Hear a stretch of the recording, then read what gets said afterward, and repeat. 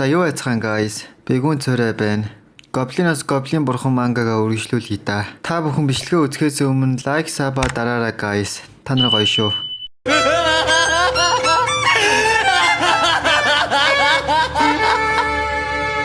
Айж сандарсан хаадууд бүгдээрээ зовтож ар араасаа хөөж гүйж байлаа. Хөөе, Эдвард навшоо. Жижи ясаа аим хохолчгон амтан бэ. Жижи өөрийгөө гоблины ангууч мангуучгээд амар том дуурайд байсан мэт. Одоо яатсан бэ? Хүүш ядж байгаад ясаа амар хурдан гүйдэм бэ гэд битүүл харааж зүхвэстэй.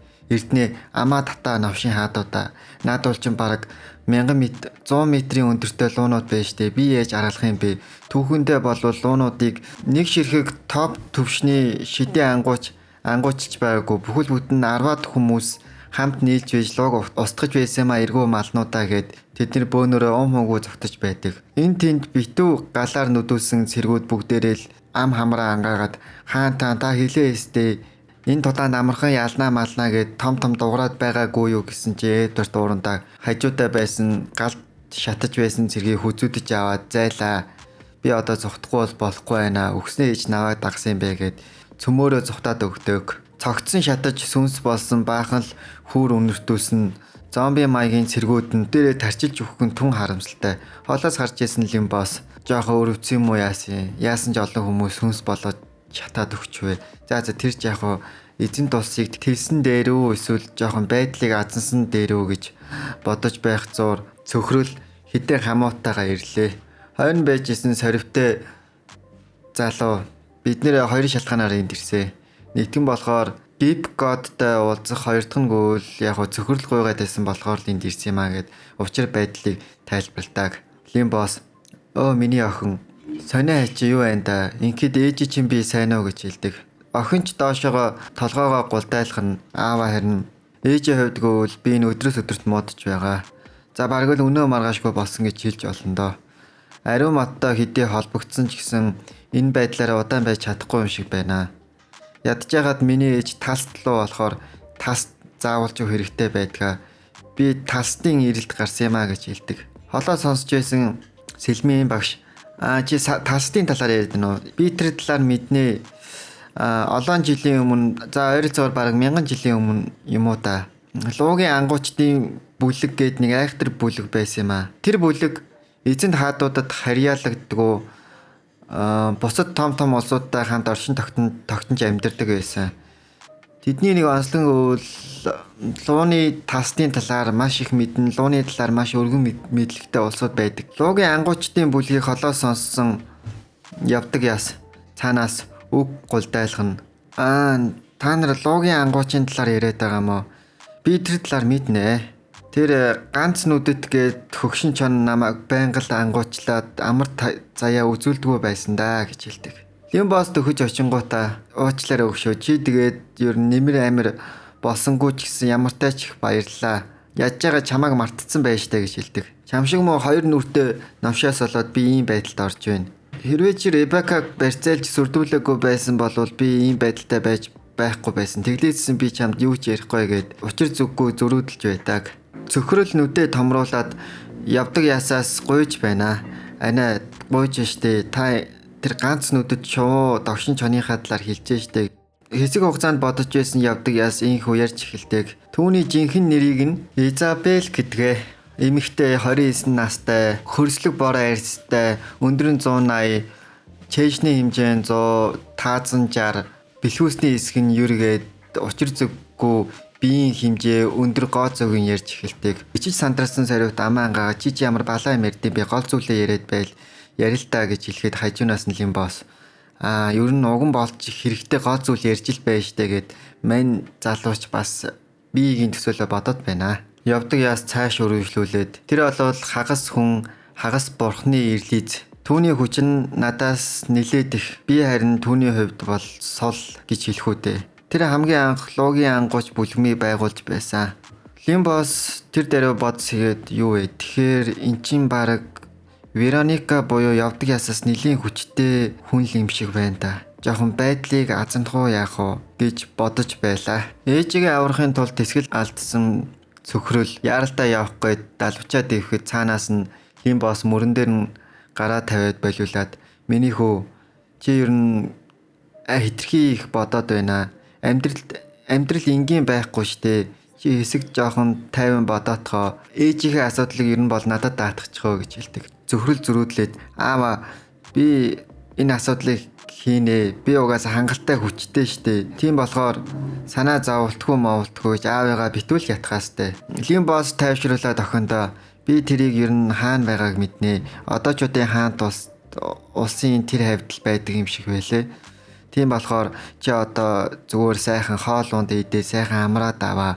Аавда энэ бүхний даатгачгаа гэхэд үгүй аава би тантай хамт явъя. За чимээгүй зөвхөрлийг хөөж туугаад хоолны өрөөлөө явууллаа. Лим босс түүнийг явуулсан шалтгаан нь явдаг ясын хүчний ойролцоогоор 9,000 хавцаа. Тэгэхээр явдаг ясаас хүчтэй байна гэхээр бараг 10,000 хавцаа юм байна. Миний охин ч 9,000-ын хүчтэй болохоор одоохондоо түүнийг дийлэхгүй. Хэрвээ түүнийг явуулвал хөл рүү нь явуулсантай ялгаа байхгүй. Тийм болохоор ухаалаг ажиллах ёстой.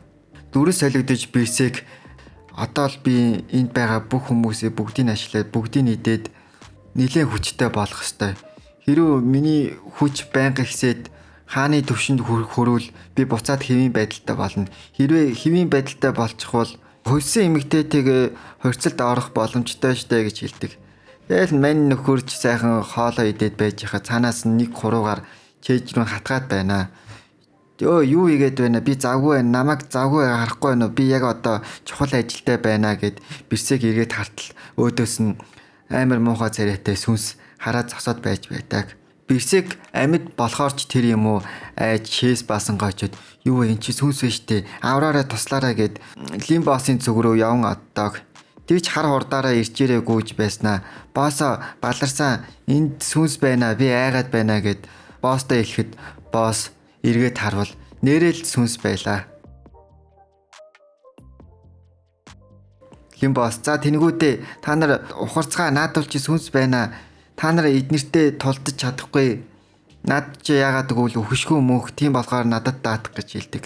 Хүүрнүүдийн харим лим босс бэрсекараас эн тэндгүү хөгөөд стонерэ байж суухын аргагүй болгож байдаг. Цөхрөл энэ одоо аав одоо ямар хачаа хөдөлгөөнд хийгээд байна. Юу вэ тэгээд бас юу ч болоод байна да гэж бодож байлаа. Ойртод нүдээсээ томруулаад хараагүй харангуут яг үүндээ сүнс чөтгөр байж таардаг. Баахан хүмүүс чочирдоод юу вэ чи сүнс вэ гэж гайхаж байлаа. Лим босс цогтож байхдаа хурдан ариун ээжийг дуудаарай тэхгүй бол баларлаа шүү гэж хэллээ. Ариун ээж ч гарч ирэнгүүтээ алдартаа таринаа уншиж эхэлдэг. Тэнгэртэйгээ бидний эцэг минь биднийг аврал инрэлдээ өршөөж хайрлаач. Золон муу бүхнээс гэтлгэж лим босс болон түүний туслахын амийг авраач. Муу сайн бозор чөтгөрүүдийг тамийн орон руу илгээгээч гэд хэлдэг. Хүч чадал, алдар нэр, сүр хүч бүгд таних гэсээр шившлгээ уншиж орхидог. Тэнгэрээс хүчтэй зүйл бууж ирээд стонерээс хүнснүүдийн хүүрийн тарааж байна. Ариун ээж цаашаа тайлбарлаад энэ сүнс бол зүгээр нэгэн сүнс биш ээ. Эдвард болон түүний хаадад гомдсон өс хонзон тээсэн сүнснүүд байна. Бүгдээрээ л аимшигтай зовлонтойгоор өгсөн болоод үхэхдээ амар тайван нойрсож чадахгүй өршөө орцол боцолгож гарч ирсэн юм шиг байлаа. Та нарын сүнснүүд үнэхээр хөөрхөлтэй юм аа. Одоо та нар деваачинда амар тайван нойрсох болно гэд ариун ээж таринаа шившээд байж байх үед цаанаас хүлээ. Яасан бэ лим босоо? Чи түр хүлээж байж. Би эхлээд эднэртэй нэг ярилцгаад үзье. Бас хүн амьтны хэл ойлгодог байхаа гэж лим босс энэ боломжийг алдахыг хүсээгүй. Ууралсан хоёрд дуулахтаа сүнс ч юм уу навш бидрийг алсан бид нар чамаас олж гал шатаж тамд тарчилж өгсөн. Юу вэ нүдийн нүдээр амиг амир гэдэг баха. Одоо би чамайг алнаа гэж хэлдэг. Лим босс уртаар амьсгаа ангуутай. Яг үндэ би та нарыг алсан юм уу? Гүү штэ. Яг үнэндээ танаа хаан ч та нарыг алсан штэ. Анхнаасаа энэ дайныг хэн санаачилсан? Мэдээч танаа хаан санаачилсан. Чи тушаалын биелүүлсэн танаа хаан ч зогцсон. Тэгээ та нар өгсөн штэ. Ер нь бидний нээх буруу муруу байхгүй штэ. Чүм үү битгий хотлоо яриад хотлоо тарих толгой эргүүлээд та нар л бидрийг алсан штэ. Бид нар та нараас олж ингээд там чатад зовж өгч байна. Одоо би та нарыг ална. Чи өгшөө ер нь сайн бодоод үзэлтэй. Танаа хаан чи энэ бүхнийг санаачилсан. Одоо тансаг өрөөндөө тухта бодонда сайхан хоолоо идээд хүүхэнтэйгээ сайхан тэрвэлдэл хөвтөж байгаа штэ. Гэтэл чи өөрийгөө хараач. сүнс олцсон одоо амьдралын ямар ч зориггүй юу ч хөө болсон. Одоо би та нарын сүнсийг ариун ээжээ шууд чөлөөлүүлээ зайлуулад өгч болно. Ямар ч асуудал байхгүй. Гэхдээ та нар ингээд өгчүүл харамсалтай биш гэж юу? Хаан ч яг та нартай ялгаа байхгүй өгөх ёстой штэ. Шудраг бос санагдахгүй байна уу гэж хэлдэг. Нэгийг бодож хоёрыг тунгаасан сүнсний ахлагч нь нэрээ тийм ч юм уу дөө.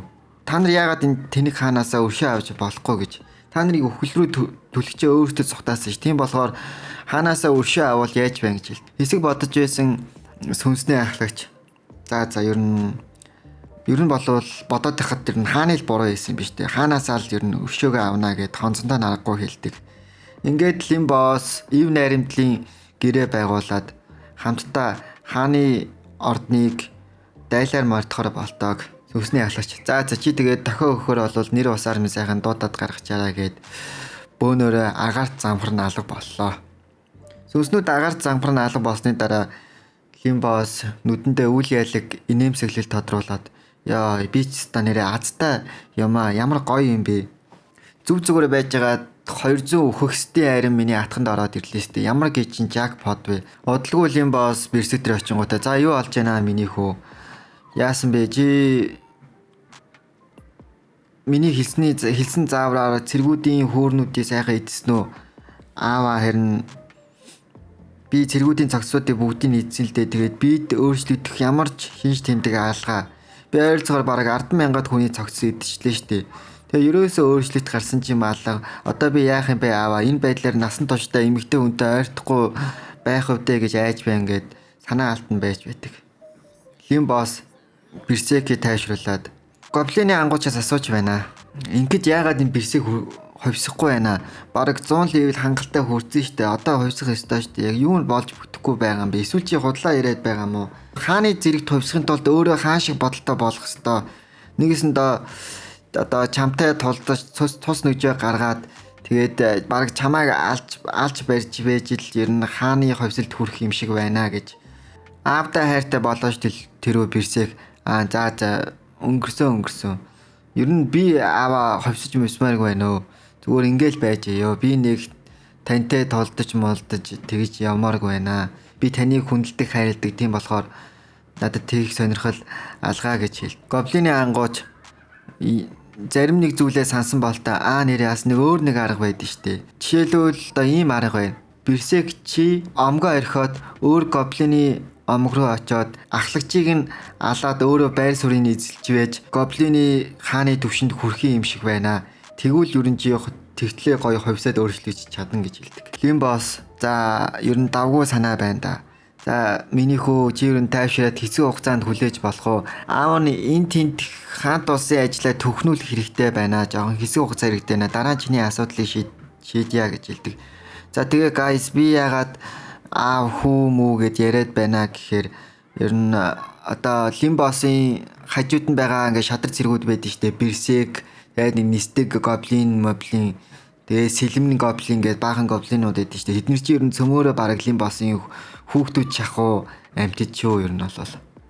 Ер нь хүүхдүүд нь л гэж ойлгож болно доо. Тэгээ цөхрөл бас орно шүү guys. Маргааш оройн Лимбос энэ тентгийн баахан хүмүүсээ хааны ордны баахан хүмүүсийг цоглуулж байна. Айж сандаасаа ард иргэд яасаа одоо бидрийг энд алах гээд байгаа юм уу? Яах гээд байгаа юм бэ гэд стонер айж имэж байдаг. Лимбос тайвшруулаа. За та нарыг би ер нь алж малахгүй. Зүгээр та нарыг яг хэн удирдсан бэ? Хэн толгоолж явдсан бэ? Тэрийгэ хэлээд гэхэд цаанаас нэгэн сахалтай ягаан уцтай дэгжин нөхөр айж сандарсан байл та. Эзэн минь ээ би байна. Би урд нь хааны зөвлөх туслахаар ажиллаж байсан юм аа.